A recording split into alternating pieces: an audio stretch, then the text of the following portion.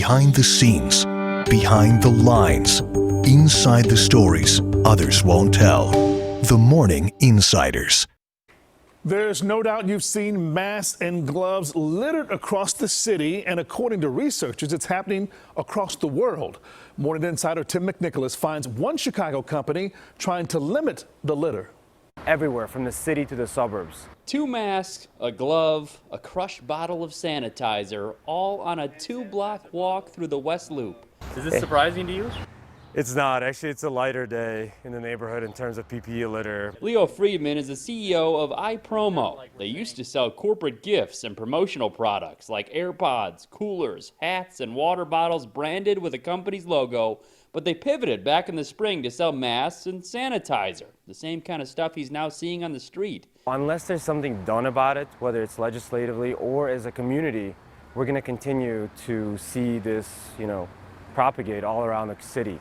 Now you could use this form on iPromo's website to submit pictures of PPE litter you cleaned up. For every 5 items you submit, iPromo will donate a mask to a charity in need.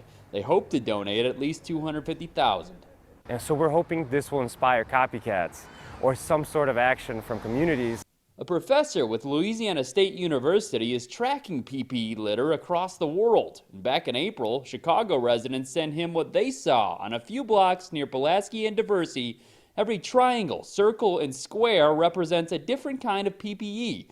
We also found masks and wipes throughout this store parking lot Monday in Logan Square. So how does Chicago compare to other cities? A little worse than some and not as bad as others. The worst place that we've seen in the country has been in Brooklyn in New York City. Professor Mark Benfield says it's a global issue. He's also finding troubling results from a city in Turkey. He says at least one city in southern China has reduced PPE waste by having dedicated trash bins for PPE around town. I think if you point it out to them, have signage and waste bins that are easy and convenient, then it'll remind people not to throw this stuff away. Bensfield says you should keep a plastic bag with you so you could keep your disposable masks or wipes in there until you find a garbage can.